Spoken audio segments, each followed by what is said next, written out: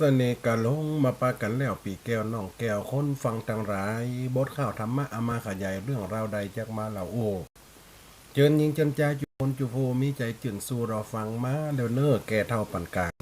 ไพลังบอดจังยั่งตัวมอนคา FM 106.50เปิดฟังรอท่า2 ทุ่มไหลมาหยัดเม็ดเอาธรรมะกามเก่าโบราณมาเป็นกูคิดฝากถึงพ่อแม่พี่น้องศรัทธาตั้งนานรอฟังเจียงใหม่ลำปูนลำปางฝ่ายเยาเป็นนานฟังมาแต่ก่อนอ่อนหลังสาถายายยังดังอยู่จ้องจ้องดังอยู่จ้องจ้องขอเจริญสุขเจริญสีเจริญมีเจริญวัยเจริญจิตเจริญใจไปยังศรัทธาสาธุชนคนฟังรายการสถานีวิทยุณตอนนี้เนอะแต่กีพระอาจารย์มหาสมชาติได้โอสาละต่างๆได้ฟังอัตมาภาพก็เข้าไปล้อฟังพระอาจารย์ก็ว่าตอนนี้ไปได้จะได้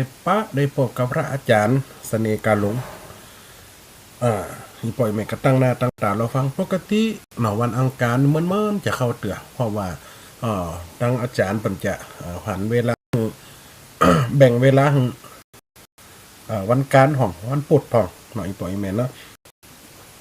แต่ช่วงเวลาที่เข้าประจ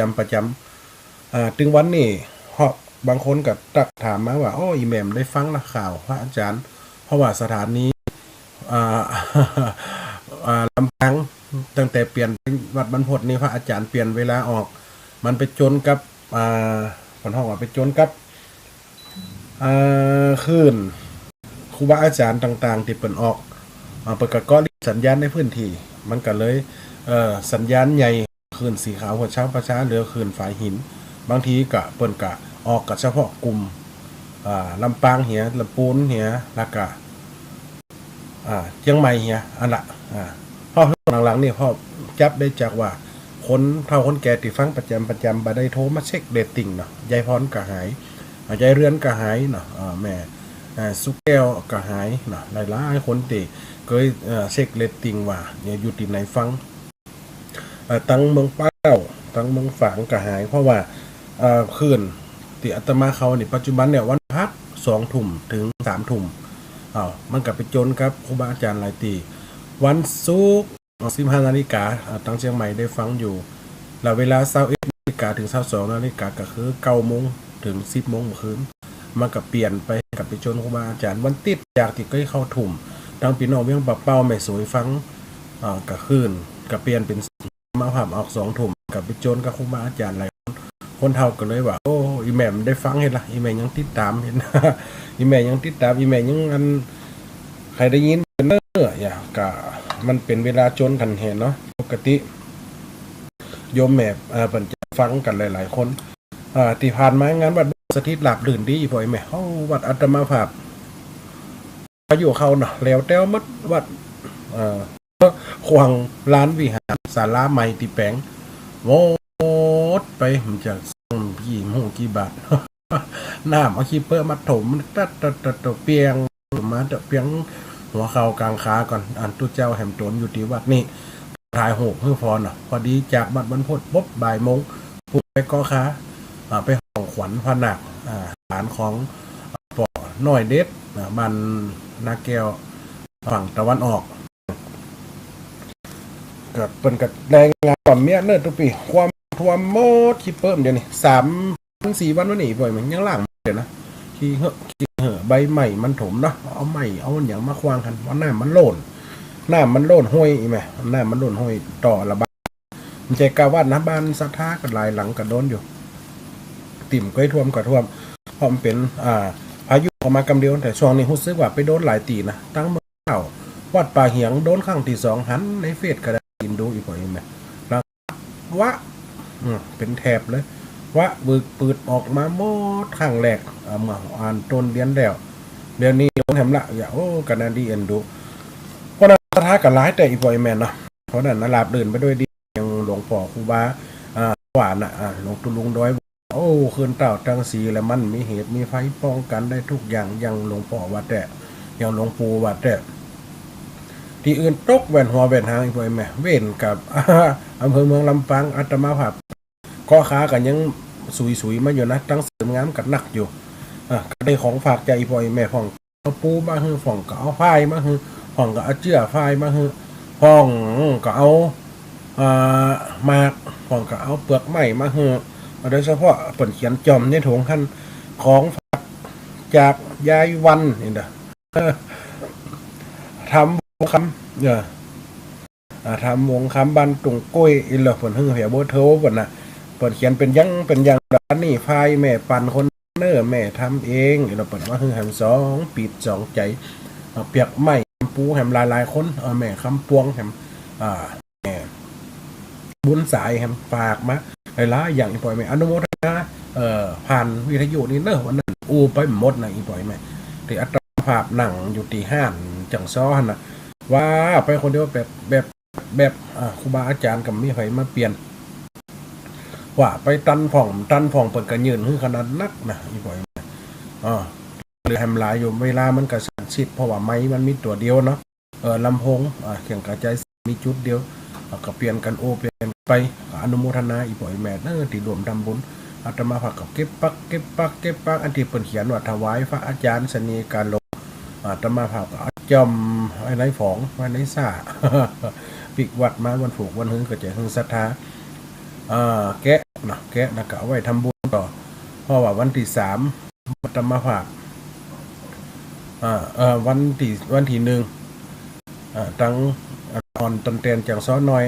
ครับจังซ้อใหญ่แฮมกูก็จะไปซ้อกันตีบ้านรักงานสงน้ำผากนะตำบลบ้านเอื้อมเนาะอยู่หลายคนอีพ่ออีแม่ที่เปิ่นไข่หันละอ่อนมาจิ้มผักตั้งแต่เจ้าถึงแรงถึงเจ้าถึงคนน่ะเอาละอ่อนไปน้องเจ้าขุนเจ้าเขินกับไปหมดอันนี้เปิดนี่ก็ฝากภาษาสัมพันธ์จุ๋ยเปิ่นน้อยเนาะเปิ่นก็ได้หาวงซอไปหลายตีหลายตั้งอีกบ่อยแม่เกิดพายุเอาหูจริงอย่างจะมาสัตว์ฮ้อนก็ว่าฮ้อนหนาวก็ว่าหนาวแรงก็ว่าแรงควันก็ว่าควันเฮาตรวจไฟได้เปิ้งเทวดาให้วัน7 เดือนกำเก่าโบราณเปิ่นว่าไว้ อีพ่ออีแม่ได้โหดได้ฟังกันนะอีพ่ออีแม่นะตามข่าวเอามาดีหน่อยก็มาถึงข่าวเรื่องพุ่มหลวงตอนจบวันเนี้ยอีพ่ออีแม่มันยังไม่แห่ขนาดฮะได้เป็นเดือนมาละกัดนี่นะ ผมได้เข้าเมื่อตั้งอัตมาภาพว่างพออาจารย์มหาสมศักดิ์ว่างพอเนาะแต่เวลาอื่นนี่เข้าประจำบัลลัมขาดปีคุ้มหลวงเนาะวันนี้ตอนอวสานเนาะอีพ่ออีแม่เนาะตอนอวสานเหตุกรรมเตอะอีแม่ก็ตั้งตาล้อฟังกันได้ก็จะมาอีแม่ก็ยังหูฟังตอนที่5เนาะวันนี้เนาะตอนที่4เท่าความเห็นหน่อยอีพ่อแม่จะจำได้เพราะมันเหมือนเกินโลกเป็นเดือนไปตอนที่4ว่าไปแล้วนั่นกล่าวถึงเจ้าอินทรเป็นผีโลมาจ่วยน้องฟ้องจันเกิดความรักกันกับฟ้องจันจากตีความโศกเศร้าลำพึงลำพันแม่กับตายละพ่อกับไปหลงเมียใหม่แม่ใหม่แม่ใหม่กับมาบุ๊บมาตีมาซ่อมมาขำมาเขฮือน้องปดใจของตัวน่ะมาทำบดีบาไล่ภาคความเป็นสาวของน้องฟ้องจันไปสุดท้ายซ้ำ2จะเอาน้องมาฆ่าเหมือนกันก็กายเกินเฮือโลอย่าอันคำแป้งกายเกินเฮือโลจะเฮือมาฆ่าเพื่อจะปิดปากตัวจะเอาสมบัติมรดกของปอเลี้ยงอินทรหมดปอเลี้ยงปอของน้องฟ้องจันหมดพอดีเจ้าอินทรขึ้นมาบอกก่อนหลวงน้องวันนี้จะเกิดเหตุจะอันจะอีเลยเพราะเจ้าอินทรเป็นผีโลเป็นผีรักษาคุ้มหลวงหันพ่อตายพ่อยังพ่อว่าเมียจางจู้มาฆ่าผัวเนี่ยบะมีศีลบะมีพิษคอกามีสุดท้ายมาเจ้าอินทรกัดตายเปิ้นขนาดคนดีคนงามมีทรัพย์สินคนเฮาไปหลงกับสิ่งจะอันนี่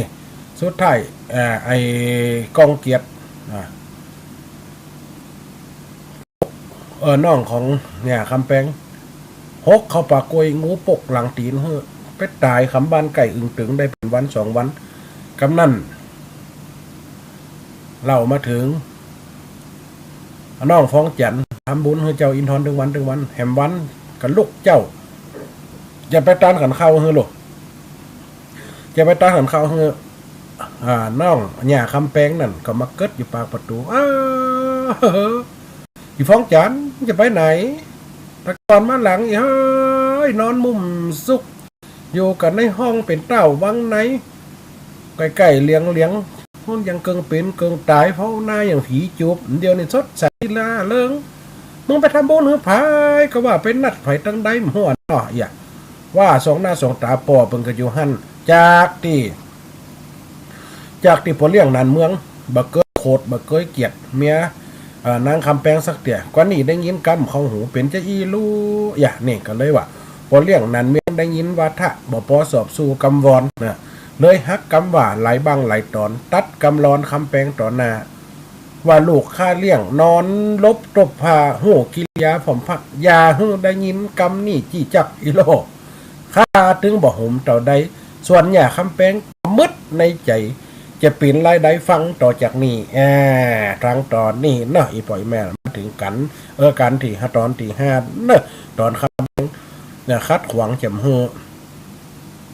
ฟ้องจันไปวัดแต้มหัวน้องตัวตายพ่อเจ้าอินทร์มาบอกนั่นหรอว่าคำฟ้องจันวันนี้จะมีข่าวไล่มาถึงขอเนอน้องฟังเนอเอหรอฟ้องจันไปวัดบอดตัดปัดตาคำแพงก็มาเอิ้นด่าตัวคนว่านัดปอดใจฮือใต้ฮือโซนแหมบ่เมินแต่เล่าป้อเลี้ยงนานเมืองแปลงนาเหยียกเย้าดุด่าเดือดเข้าหลายทีพิษใจคำแปงบ่สมศักดิ์ศรีมั่มมึกใจแต่โคเสียงท่านก่อนเรื่องนั้นเมืองกับว่าโอ้ไปว่าอย่างใจคำแปงแต่ก่อนมาหลังเนี่ยเปิ้งลูกมาอูมาจ่าเป็นเรื่องดีกะเดี๋ยวนี้อ้ายหันลูกดีกว่าเมียกะฟ้องจัน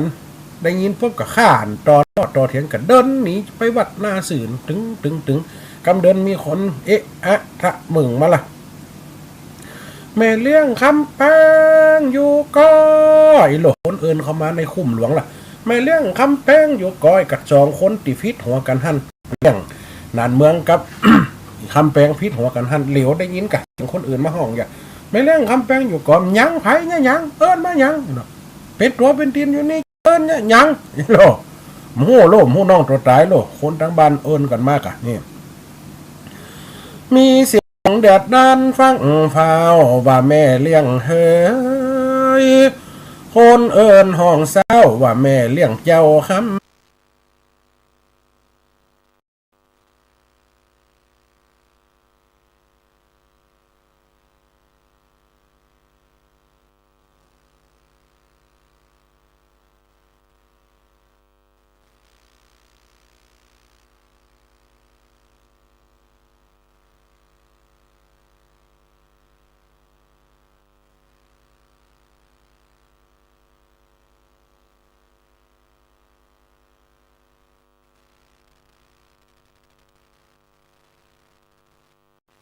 แปง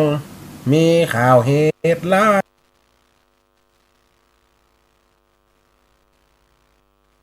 หัวเงินเก้ามีสั่งแอบแพงไฟมาฟันแตงกาถูกเปิ้นค่ายโลกบอกพวกโอ้ยชักดาไผมาบุกมาฆ่ามาแกงมึงตายถึง2 วันเลียดไหลออกปากออกดังงูปิดงูหน่อยปล่อยแม่แม่นก็สุมาดปุกหลังตีนบนเลียดขึ้นทางบนก็ออกบนกะปักดังไก่ตาสวดโมโลตาจูมังกังฮะกะลิ้นเต็มปากเต็มคอหันดูว่านักเดี๋ยวคนเฮาฟังไปเขาพระอาจารย์นี่แม่จะฝันดีนะเนี่ย ไปเตะว่ากำหัวเนาะว่าไปหันกะนี่มันถึงฟิกถึงขิงกะนั่นมันจะได้สะใจดีแล้วตาสวดโมโลตาโจมังกังกันกับเต้าลิ้นไก่เต็มปากกันเลียดไหลออกหูออกตาเขียวแดงกองกันหันเท่าอย่างสิงคโปร์ศูนย์หลอดจ่องนี่เนาะนอนเป็นเต้งหันด้วยคำแปลงได้ยินปุ๊บตาใจอ่อนงอนล้อมมัดอีหล่ะ ส่วนว่าคำแป้งน้ำตาหน่อยหน้าฝ่าเวอฝ่าวาสตานให้หุยหุยหาป่อแม่จันอันเขาอยู่บ้านเฮือนเดียวกอดกันให้เสียงดังเกี่ยวเกี่ยวบ่โหนาวแนวเอิกสาวาตาเอ้ยโอ้ยน้องมึงตายเป็นยังคำแป้งกะบ่โอ้ยเขาเลยปากันปีคืนสู่บ้านไปช่วยงานศพน้องสวดอภิธรรมวงวานเปื่อนป้องรถบานส่วนว่าฟ้องจันก็อูบอกตานกับปิกมาจากวัดว่าถึงบอกไปโอ้ไข่ปากสัตว์เพราะหู้ใจโดยความในไอ้สักดานนี้สมกันดีตายเรื่องไร้ความจริงฟังใจอยู่ห้ามหมู่นั่นป้ากันไ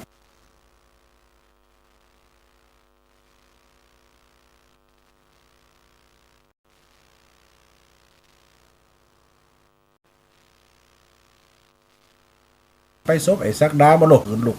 ตัวเก่าแต่ลูกในหูในใจแล้วลูกข้านอูไปยาวสาวไปหนักเนี่ยเพราะนางกัดจับมันหนักหลักเนี่ยเรื่องไร้ความจริงฟังใจอยู่หันเขาเลยปากันออกจ้องออกบ้านเหลือก้าจันฟองเต่านั้นป่อเลี้ยงนั้นมือป่ออูลูกจันป่อจะจ้างหวานคนมาอยู่เป็นเพื่อนลูกช่วยเป็นหูตาเป็นห่วงลูกนะคนเดียวอยู่บ้านโอ้ลุมไปพ่อก็จะจ้างคนมาเป็นเพื่อนลูกเนอะของฉันพ่อก็เป็นห่วงลูกพ่อคนเดียวก็มีความสุขความบานน่าจื่นแต่ปิงมันเลยนะโอ้ไปเตอะปอมเป็นยังตะห่วงไปเตอะน้องตึ้มไปจะไปขี้มือกับตามป้ากันไปหมดบ้านจองเลยพอเจ้าตึ้มว่าปุ๊บเขาตูมบัมเนี่ยห่วงลูกนะคนเดียวอยู่บ้านไปจางเฮือนคำแม่ป้าเขาหันเป็นเพื่อนคืนวันลูกลักเนี่ยแพกลูกน้ำหูเนี่ยจะได้กับไปจางเนี่ยเฮือนคำมาอำใจอันปลาอันนี้นะคนเก่านั่นโดนจะโดนคาระโดดเลยม่านแซมเนี่ยปลาสายท้องตึ้มมาอันก็ได้ไปจางปลาเฮียนคำมาไปจ้างเฮือนคำแม่ปลาเขาหันเป็นเพื่อนคืนวันลูกฮักเขาก็ปากันออกห้องสำนักไปซุบน้องบ่าวคำแปงฟ้องจัดนาดน้องอยู่ห้องจัดแจงคำเจ้าง่ายแหลงปัดกวดเที่ยวกลางคืนมาฮัลโหลเสียงหายไปอย่างอีพระอาจารย์เนี่ยจะได้นานถึงไหนนะแม่ตะกี้ไปถึงที่อันเจ้านิพนธ์มาบอกเจ้าบ้านตื่นกันว่าอันน้องของเนี้ยนะน่ะเด็กแล้วก็เลยหายไปอย่างเดียวเอาเดี๋ยวก่อนได้ไหมเข้าไปฟังแป๊บหนึ่งแม่เนอะเอาสถานีเป็นอะไรดังตั้งปุ่นอันนี้ฮะกะตั้งปุ่นมีปัญหาหรือเปล่าเน็ตบัดดีกะเดี๋ยวก่อนเด้ออีปออีแมนเนอะเดี๋ยวพระอาจารย์เช็คกันมีอะไรเกิดขึ้นหรือเปล่าเดี๋ยวแป๊บเดี๋ยวอีปออีแมนเนอะเดี๋ยวทั้งสถานีกันไปซบน้องบ่าวคำแปงต้องเห็นเป็นยังห้อยแม่แสดงว่าอีแม่คืนต้องปุ่นพายุเขาแน่นอนเดี๋ยวกันเด้อถ้าตั้งลำปางเขาเป็นยังก็ขอสักสายนะอีแม่ตั้งลำปางเขาเป็นยังก็ขอสักสายเนอะเพราะว่าอีแม่เด็กกี้ยมแม่เป็นโทรว่าจากเชียงใหม่ว่ามันหายมันรุดไปเฮียอีนะดังโซมได้อีนะเอาจะได้เน่อีแม่แป๊บหนึ่งฮัลโหลว่าได้มาหรือยังแม่ดังเจ้าอ๋อ โอ้หายไปเหียเกิงเจ้าเดี๋ยวแป๊บหนึ่งแม่เนอครับอย่าลุอย่าทุกข์สาธุเจริญพรแม่ลำปางเขาแม่งก็เจ้าเอ่อลำปางเขามีปัญหาอะไรไหมล่ะมีปัญหาเจ้าอ๋อโอเคเดี๋ยวต่อไปเวลามันจะหมดไม่ย้ายอ้อยสาธุถ้าจะต้องพูดเป็นมันล้มอีกแม่ตะกี้กับเน็ตอาตมากับหายกำนั้นนึกว่ามันได้เข้ากี้นะบุบไปกำกำนั้นไม่ถึงไปจ้างปลาเฮียนคำมาเฝ้าโลมาจ้างปลาเฮียนคำมาเฝ้ากะโอ้ปลาน่ะกะมากับหูเลี้ยงหูเก่าหูปลายังก็เปิ่นกับป้ายเพราะว่าปลาท้องน่ะตึ้มมาแล้วน่ะด้วยกันเด้อฮัลโหลตั้งเป็นจะได้ไหมตั้งพุ่นมีปัญหาก็มีกะตั้งสายในภาคให้ดังดีเลยสาธุมันเป็นอย่างน้อแต่เสียงสับดีสาธุแม่น้อเดี๋ยวมันจะเวลาจะหมดแล้วแม่นะสาธุทำไม่ท่าดีละเป็นยังไงแม่น้อห้ามโทรกันเตี่ยเพราะว่าอันตะกี้ถ้าจะเป็นตั้งปลายทางใช่ไหมตั้งต้นทางมีปัญหากันเป็นยังเขากลัวว่าเน็ตต้องให้รุดอิ่มไรตะกี้มันเป็นหลักกรรมของอัตมาภาพนะกำนันก็เลยจัดแจงแปลงเขาไปซบปุ่นไอ้ซักดาน้องบ่าวคำแปลงมดให้กอดกันปุ่นก้าบานซบปุ่นเนาะกำนันยายเฮียนคำก็เลยมานอนเปลี่ยนฟ้องจันกำได้สนใจเพราะว่าอยู่ในต้อมเพราะว่าเปิ่นมีกูฮักบัลล่ากูฮักกูใจเปิ่นเป็นผีท่านคุ้มหลวงดอกผีเจ้าอินทอนดอกยายน่ะก็ไปนอนแหมห้องปุ่นเนาะเปิ่นขี้เฝ้าก็เฝ้าหัวบาทก็เอา10 บาทก็เอาเปิ่นจ้างนอนดอกจิจ้างไปหับไม่อยู่ห้องจัดแจงข้ามเจ้าเงยแหลงปัดกวาดขวดเพลวกลางคืนมาแม่ใบนามีเจ้าอินทอนสอนใต้เข้าฟูดจากกันบ่มีเวียงใจเพราะฮักจะได้กำปออยู่คนละพบต่างชาตินั้นนาน้อมีใจสอบปอดูแลฝ่อเฝ้า2 คืนผ่านไปคำแป้งตองเต้าพอเลี้ยงนันเมืองปีกงวยกับจากงานศพเผาหนองมันได้รู้ผมมันเหม็นหน่อยจะไปไหวเมินเนาะไปกับจัดแจงกับหลักเผากับปลากันปีกม้าหมูนันกันหน้าสะห่อชาแห่กันเนี่ยพอเลี้ยงนันเมืองปีกงวยเศษจากเผาพีสักน้องไทยก็ปอกไฟขึ้นมาพี่น้องป่อแม่คำแป้งนันนาพร้อมตึงจันตามาหอดคุมเจ้าน้องลาบันเจอจันตาลูกมาได้ยินเสียงฟ้องจันน้องเนา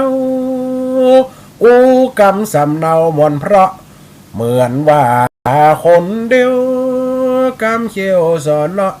ใครหัวจืนสูนาคำแปงก็บอกยังสามีกาป้อเลี้ยง6 มาหันจริงแม่นมัน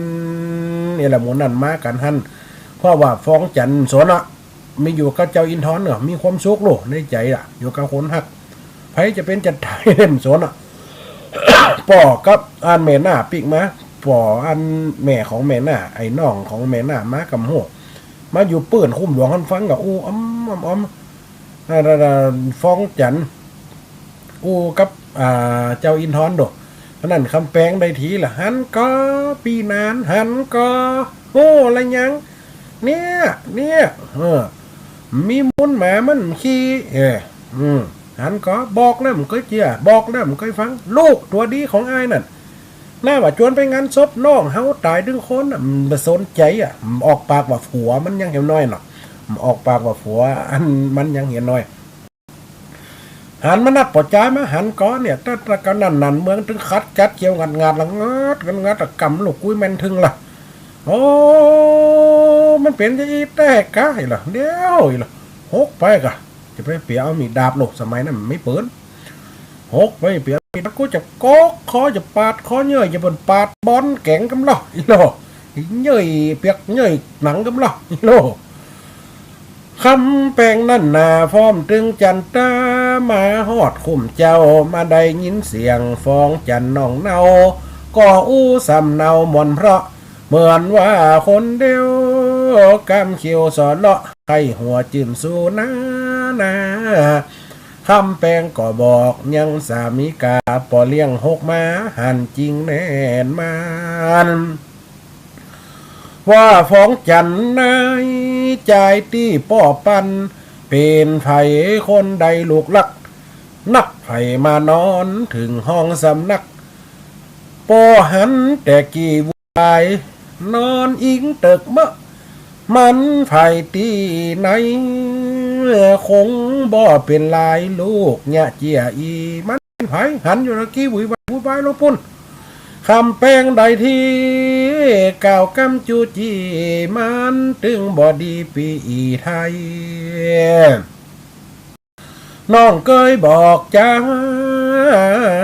ตัวปีนี่ไว้บ่เจือน้องได้สัจจะหันก่อกำนี้คำหน้าคำตาห้องมันออกมาใจคนซ่อนฝาลากมันออกมาห้องมันออกมากับปีนั้นไปไหวหน้าอย่างนั้นลูกปวดใจโลกตอกล้ำตำรีบน่ะลูกปวดใจอย่างเดียวกันน่ะมายามลูกถึงในบ้านน่ะเอาลากมากับปีนั้นโลกลากมาฆ่าได้ฆ่าโลกฟันได้ฟันมาเจ้าฟ้องเจ้าฟ้องไหนฆ่าเลยโลกประจานมันตอกดำตำริมจู้ให้ปนมืดกัดอินทอนแซมเนี่ยปนหาคนเฮานะ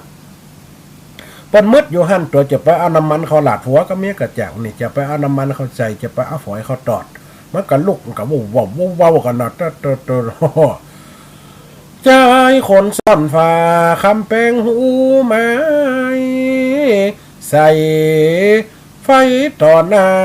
ฮือบ่อนานเมืองบ่ย่างเลือดขึ้นตีนโหโอ้โคลายข้างมันบ่สมอ้างสักลายตัวลูกป่อเลี้ยงมาถากหน้าขายนัดจู้สู่ใจมานอนถึงห้องปอดถึงจะตีเขียนเฮอ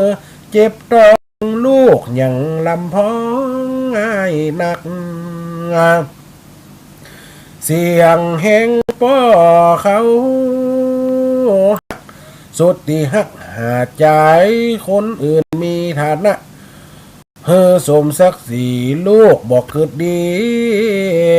ต่างป้อเกิดเฮอป้อถึงมันหมายลูกป้อเลี้ยงมีเงินมีคำน่ะลูกป้อเลี้ยงยังคำอย่างเดียวกันหาเหิมเอาไปเอาคนใจอย่างมาหล่มพาโอ้อีกะเสียอกเสียใจขนาดนั้นอ่ะ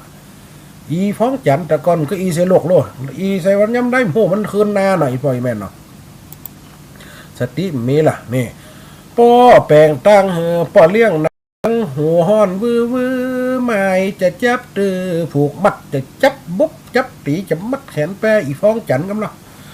เข็นเอาความจริงแปลงนาขิงคัดจะตบตาหน้าตัวจันฟองบาดเดวนั้นวิญญาณสายองคนหักจันฟองยืนตรงสอดหน้าในขณะนั้นจะยับคำแปลงจะยับหันฟองจันมัดติดเสาจะจักสายยงจะไม่แซ่เคียนลูกในขณะนั้นเจ้าอินทอนกับสัญญองออกมากะลอยออกเก้าเสาผาหันมากะวิวนะครับกันนักยกไม่แซ่จะทรายโลจัวแขนปอเลี้ยงอินทอนปอเลี้ยงนันเมืองได้กะหยุดปอเลี้ยงนันเมืองหยุดปอเลี้ยงหยุดนะบัดนี้ท่านจะมัดตีลูกตีเต้าอันหาความผิดได้คนตีพิษมาใจฟ้องจันปอเลี้ยงหูก็อยากตัดหมุนนั่นเร็วมาตาตั้งตาขวางกับกันนั่นตัดโคนหัวปู้ละกันนั่นนี่เป็นไฟอีโลมายืนส่องหน้าเจ้าอินทอนก็จะตอบตาว่าใจนั้นกาตอบตักคือขาอินทอนย้อนว่าขาหักยังตัวน้องเน่าจันฟ้องเหตุการณ์เร็วร้ายซ้ำสองบ่หูแนวกองเรื่องตุกถูกดานคำแปลงใดยินผีเจ้าบอกตานก็ตัดกำบันว่าลัดต้อยพอคำแปลงนิ่มกวางเลยตัดกำเลยเหรอ ก็ตัดกรรมว่าลัดว่าอีฟ้องจันตีมันไปวัดเพราะสมสู่ผีเพศพาย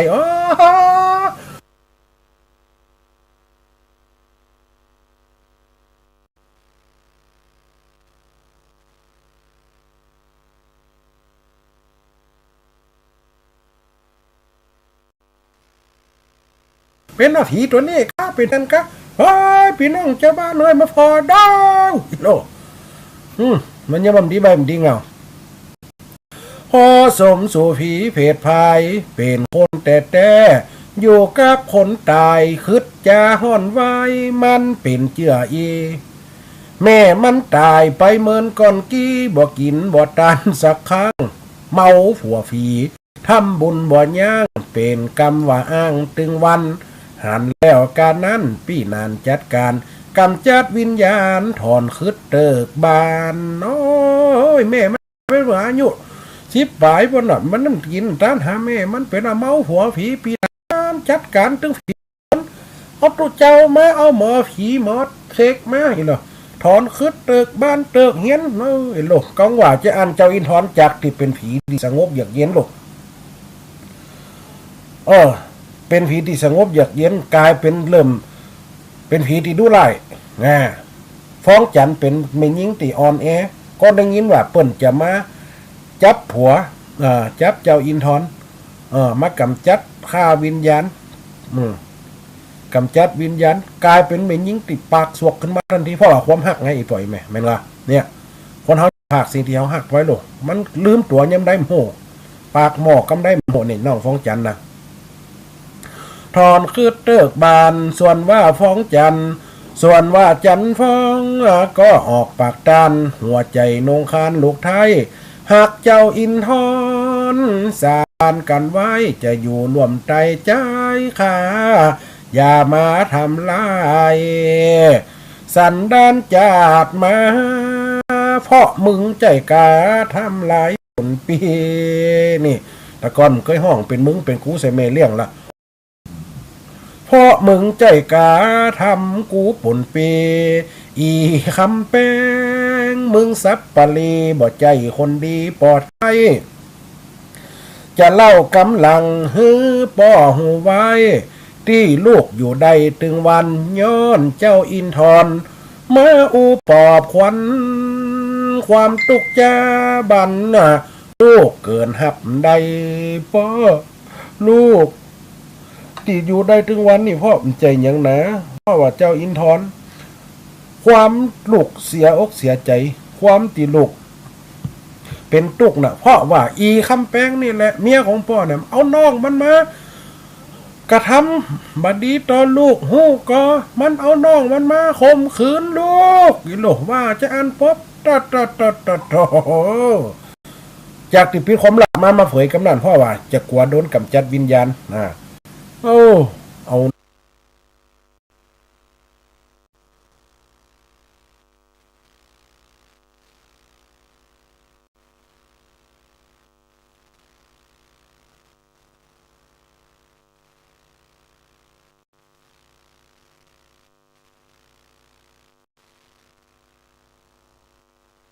เรียกกำนันป่อกับหูบัดดีตอนลูกหูก็มันเอาน้องมันมาข่มขืนลูกอีโลว่าจะอันพบจากที่พิษความหลับมาเผยกำนันพ่อว่าจะกลัวโดนกำจัดวิญญาณเอาแล้วกำนันป่อกับหูน้ำตาล้นเบาได้ฟังสำเนาโลกหาน้ำตาไหลตกลงฝักอีใจยักอาทำอีคำแป้งนี่ชัวชานาน้ำมากระตามลูกกูอย่างอีความจริงเปิดเผยสับสนปนปีมึงอีกาลีตำจ้าปอเลี้ยงนานเมืองปียดาบวัดว่าหมายจะไปฆ่าคำแปลงลูกกูเคยหักเหมือนแก้วเป๊กแสง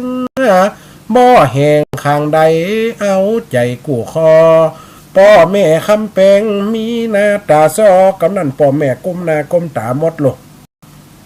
กราบขอปอเลี้ยงซาโอซาลูกกราบลูกใจแล้วก็นั่นไว้ตีนลูกใจแม่ขอขอกันลูกปอเลี้ยงลูกขอมากันด้วยแม่ขอกันนะปอเลี้ยงจะเป็นย่ามันคำแปงมันมีไปแล้วเอาไฟมันเตอร์กดแข่งกดขันได้หนจะอีเป็นย่าจะได้ไปโคนบ่มีศีลมีธรรมมันย่าได้จะได้กูเจ็บใจกูแค้นใจเอาน้องมันน่ะเอาน้องมันไอ้ซักด้ามาข่มขืนลูกกูอ่ะแล้ววันนี้กูก็ไปเสียศพไปเผาผีคนที่ทำร้ายลูกกูไปจูคนจุดไฟเป็นประธานแฮมช่ำอีโลถ้าเป็นเดียวเนาะไอ้กูจะบ้าแล้วเว้ยอีโลตัดโต้ปเลี้ยงนั่นเมืองกูจะบ้าแล้วเว้ยกับนักกำบิดาห้ามมาฟังอย่างสักอย่างล่ะเสียใจกะว่าทำร้ายลูกแล้วก็ตัวยังไปอุ้มสูคนที่เป็นโจรโยอ่ะกับปอเลี้ยงสาวส่วนจันตาก็หกฝั่งเฝ้ากอดแข่งปอเลี้ยงตั้นใดว่าขอเตอะอย่าฆ่าเหือตายมอกเอาส่งไปติดคอกก็ได้เนี่ยจันฟองจันตานี่น้องของอย่างคำแปงเนาะเอาไปติดคอกเอาเถอะเจ้าบัดเถอะไปย่าปีมันลงมันหลำตีนหลำมือไปแล้วเนาะเฮ้ยโลฟองจันฟองจันกับหูเนี่ยจะได้ก็ให้การศพเจ้าอินทร์กอดศพกอดอันวิญญาณเจ้าอินทร์จันตากับไปกอดแข่งคอมฮือคำแปงฮือปวดเลี้ยงคาคำแปงเขียไปติดขอกก็ว่าติดขอกปุ๊บคำแปงกับเป็นประเวอประวาล่ะเอาแล้วเจ้าให้ไปติดขอกก็ให้แล้วยุ่มได้แล้วมอกเอาส่งไปติดขอกก็ได้ส่วนว่าคำแปงแย่งผ่อนเงือดใจก็ฮกไปห้องต้องมันโวยวายเหมือนบ้าเหมือนบ้องเข้าไปในห้องตั้นควันแย้มมือนานนางเหลียวไปหันฝ่างกลมน้ำมันติดไฟวางตังหกก็ไปในเฮียนย้ายบับไปบัญญับกูกลัวกูบับไปมาติดขอกติดขังฉันไปหลกหกเข้าไปในห้องหังกันคนตะกอนหกได้หกว่าดังกับลงน้ำโทรศัพท์ตกอีกไหมนั่นรู้เหรอกันหกได้ลูกหกลงตาบุหกลงอันหันหมดละโทรศัพท์ก็นั่นกะหกเข้าไปกะหันเสกกลมน้ำมันกะคนตะกอนบนนอนมุ่งเนาะนอนสุดเนาะเอาน้ำมันเขาหวานไฟเขาหูปุ่นกะเต้าตัวคุ้มหลวงกำนั่นไฟลูกอื่นๆแล้วเอาเลี้ยวฝ่างก้มน้ำมันติดไฟวางตังแล้วก็ใครหัวว่ามาอยู่สร้างเมื่อกูหมดตังสุดท้ายจะยับกูไปส่งตัวขังไว้สูดอย่าอยู่ใดสักคนมันก็ขวางสัตว์กลมไฟสนสนกำนั่นไฟล้นก็ลูกว่าอับเคือนคนสุนละมุนแตกกันวุ่นซ้ำเป็นกลางคืนมืออึดลามคนหกหากันเปียเอาคู่น้ำจะโหดเหือไฟมอดลงบ่แปรหนว่าภาพไม่ทมเป็นไม่เก่าละต้มตโตซ้ำว่ามีลมตีโถมเข้าบานส่วนว่าคำแปงหกหนีจากหันจะเอาตัวมันลอดปนเสียบาปโดยต้านมาบันแกงโยนคำแปงก้นลงเต้านอนกันนั่นจะโจรลงหน้าปองลงกันนั่นตกน้ำปุ่นกะคำแปงตกคุ้มหลวงแล้วแน่นิ่งเป็นคอนคอหักตบคอนตายเหียตีตัดเต้าตาชดตาปูดท่านกะตามึนเมอเลอลูกตามตายตามลับเลือดไหลออกปักกวักออกดังกวักเนาะนอนแบะบางหันกะตีนว้ามือว้าหันตายตากำลับจะเอาตัวหลอดโลจำติดคอกจะหนีจะหกหนีเนาะเผาไฟได้จะหกหนีบามไปบุญตกลงหันอันคุ้มหลวงมันสูงเนาะต้นไฟกับไม้หยด ลงก็คือแหวงแปะกับต้มตำต้มตำละไล่ถมน้องปุ่นก็ตายมันได้บอกพี่บอกน้องตายเฮียติหันส่วนคนทั้งหลายหกไปจากบ้านคุ้มหลวงไฟฟานเอาลุกป่อเลี้ยงนั้นเมืองหัวมนกลสุกเอาลูกน้อยจันฟ้องออกมาลึกเลือกไฟไม่เป็นกองแสงแดงทองเปลียวสูงจอดดังป่อเลี้ยงก็หกไปลูกออกมากะออกมากันหมดจากคุ้มหลวงสร้างแต่ว่าหนทางแห่งลักเจ้าอินทรพอหาแฟนฮักโบกมือลาก่อนคนดี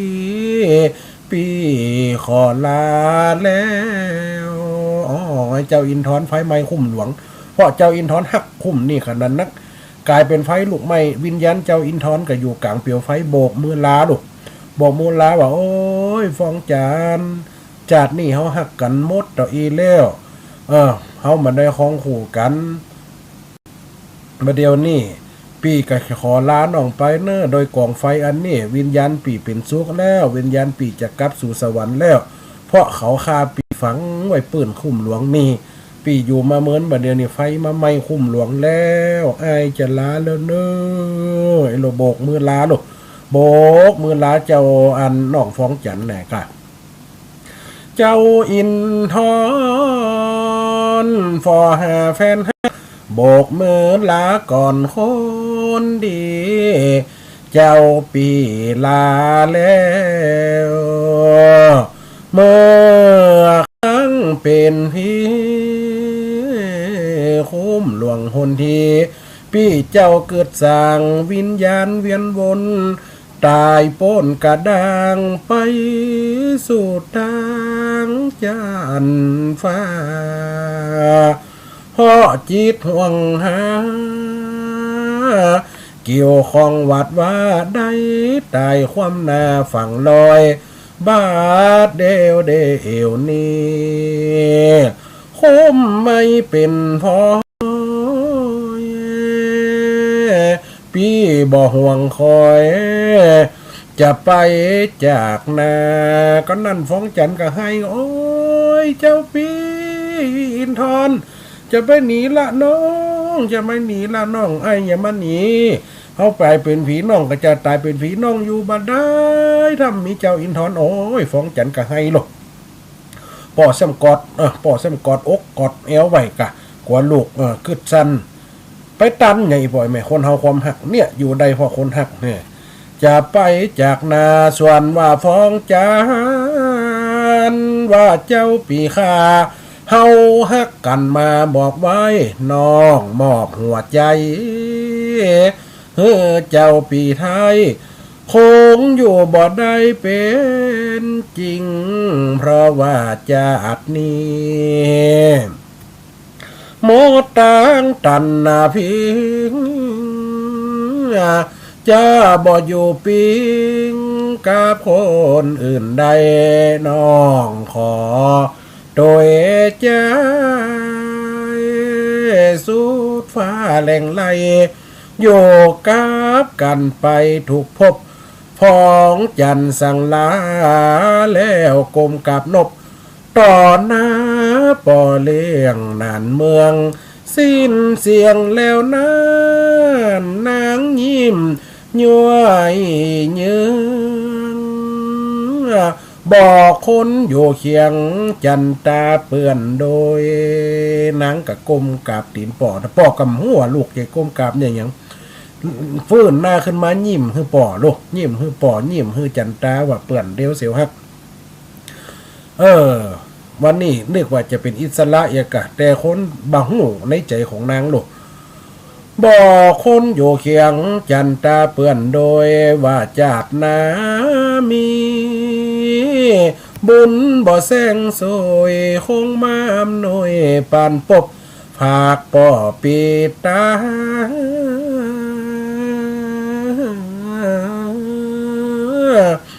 ผู้ที่เขานบต่างก็บ่มึงกำใด บาดเดียวนั้นฟ้องจันก่อนจะโหเข้ากองไฟตายไปต่อหน้าป่อเลี้ยงนานเมืองแทบจะเป็นบ้าให้หากันด่าลูกหลากเหมือนโดนปาดใจแล้วเอามาฟักแหลกแล้วย่อยอะไรป่อเลี้ยงนานเมืองให้แทบขาดใจ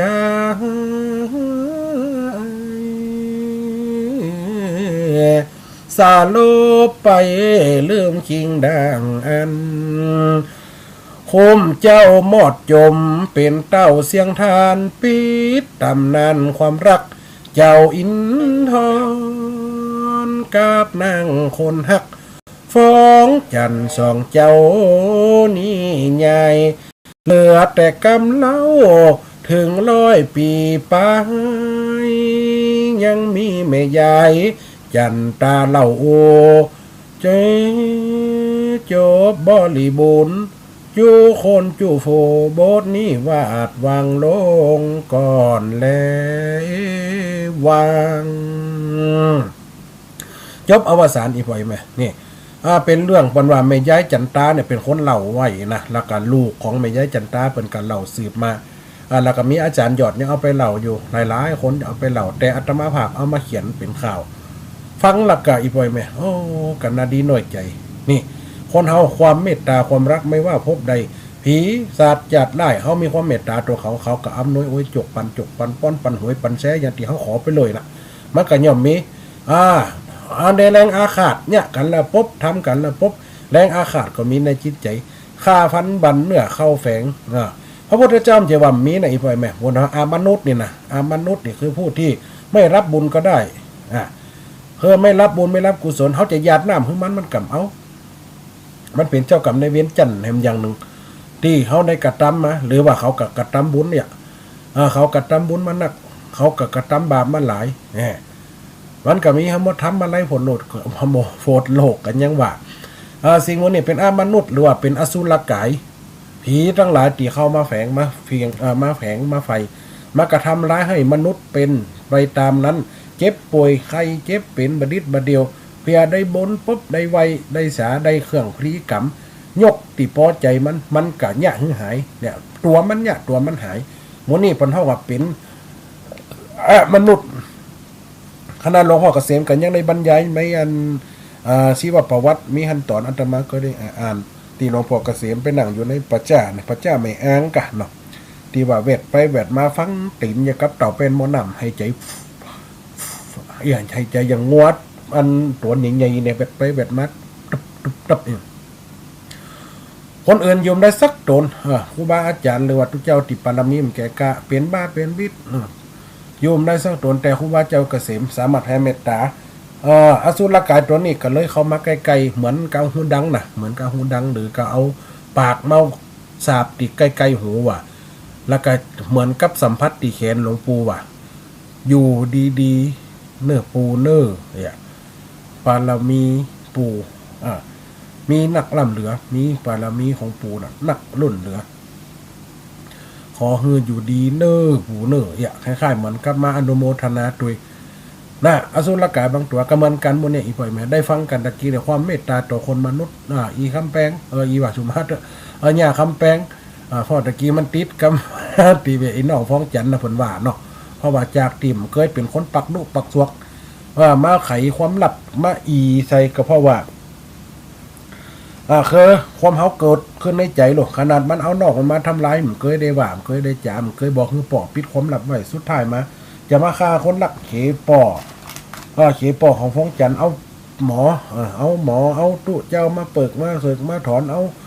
มาทำพิธีฆ่าวิญญาณคนเฮาเกิดความหักหรอกก็เกิดความต่อต้านทันทีทันใดเนี่ยอีปล่อยมันได้ฟังเวลาหลายคนคนมา52 นาทีแล้วได้ฟังกันตะกี้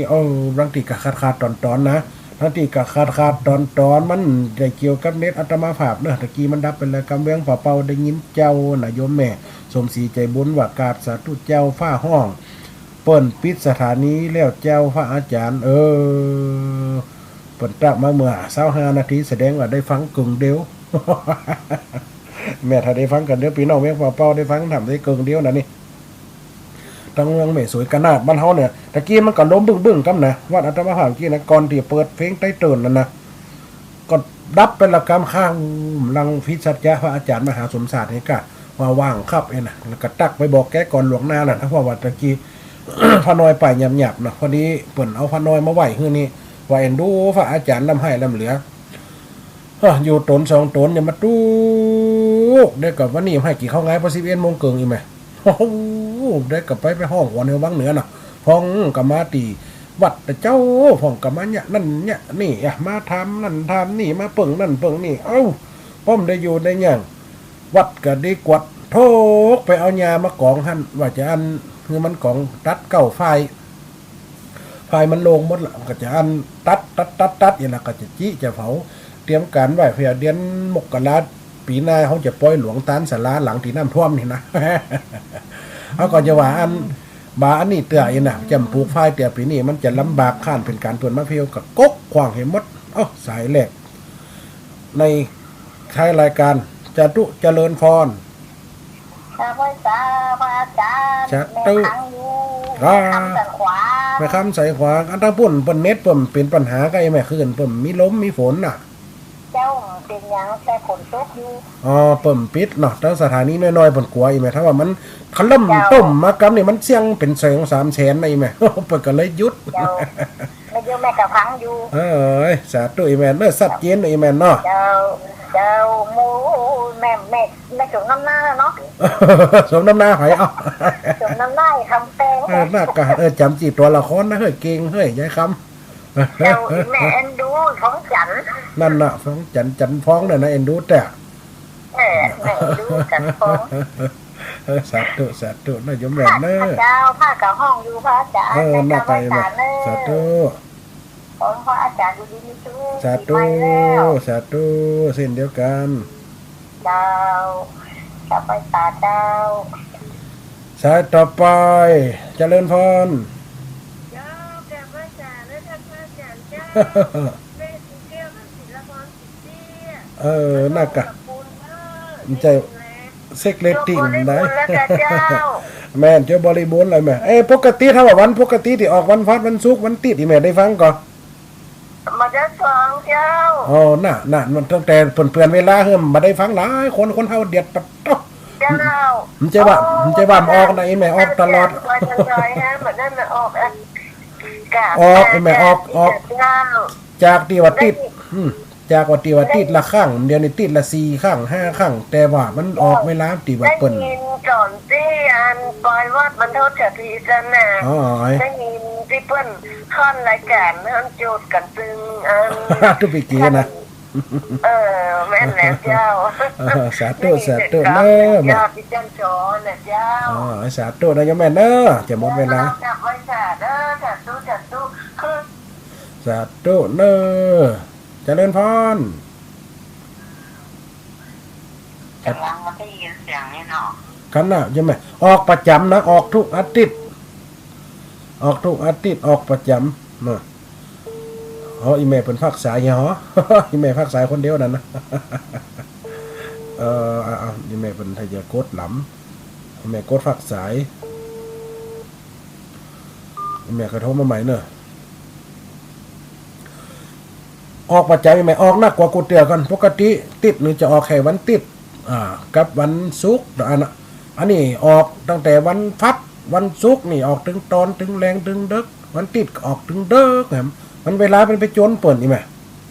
สาธุโยมแม่ให้ไปกดใส่ภาคสายนี่มันว่ามันดังไปอ่ะวะ โยมแม่ไปกดใส่ภาคสายมันละวันศุกร์แล้วก็มีนะว่ามันตรงกับ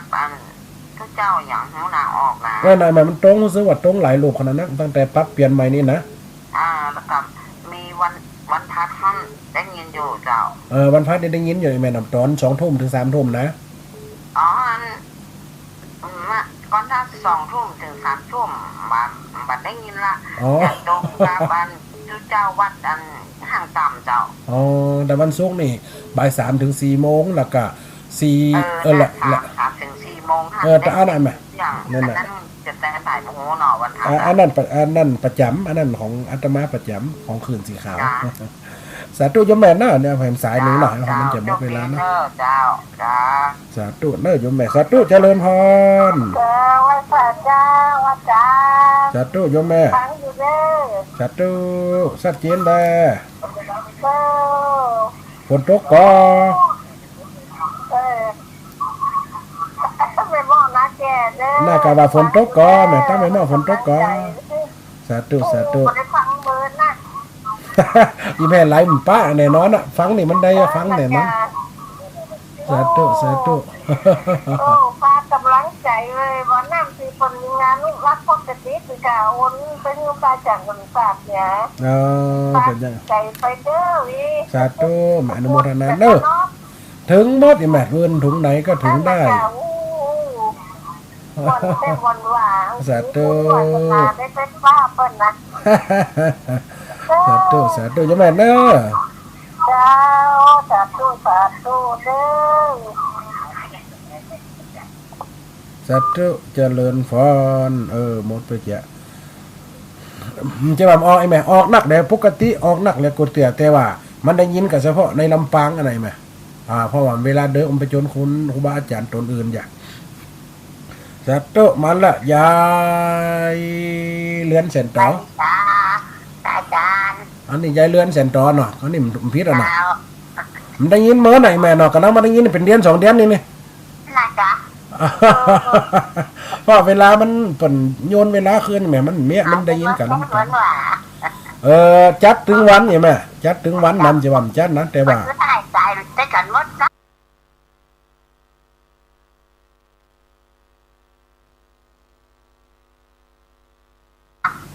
ม่อนก่อนเนาะพวกหามันก็ จ้าจ้า สาธุน้องใหญ่เด้อ เจ้าไม่ให้กำลังใจเด้อ สาธุเจริญพรนอนดีฝันดีนะไอ้พ่อไอ้แม่เนอะรับดีฝันดีฟังพระอาจารย์มหาสมศักดิ์ตอนเนอะออกปกติทุกวันเวลาเพิ่มด้วยซ้ำแต่แบบเวลามันไปโซนกันนะมันจะว่ามันออกนะไอ้พ่อไอ้แม่ออก แต่เวลาจนกันแล้วอาตมาภาพกับได้ไล่สดด้วยมันเดียว เพราะว่าถ้าไล่สดไปอย่างว่านะฝ่องกะเซลมามันดีฝ่องกะอุ้มดีอาตมาภาพเป็นคนติ่มชอบจะอัน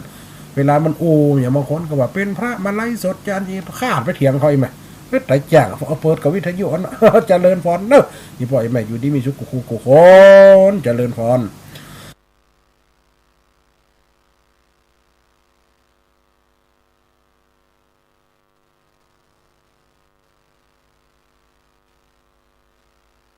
เวลามันอูอย่างบางคนก็ว่าเป็นพระมาไล่สดจานยีขาดไปเถียงเขาอีกไหมเฮ้ยแต่จ่างเอาเปิดกับวิทยุอันเจริญพรเนอะนี่ปล่อยแม่อยู่ดีมีชุกกูคนเจริญพรสาธุเจริญพรโยอย่างว่านะฝ่องกะเซลมามันดีฝ่องกะอุ้มดีอาตมาภาพเป็นคนติ่มชอบจะอันเวลามันอูอย่างบางคนก็ว่าเป็นพระมาไล่สดจานยีขาดไปเถียงเขาอีกไหมเฮ้ยแต่จ่างเอาเปิดกับวิทยุอันเจริญพรเนอะนี่ปล่อยแม่อยู่ดีมีชุกกูคนเจริญพรสาธุเจริญพรโย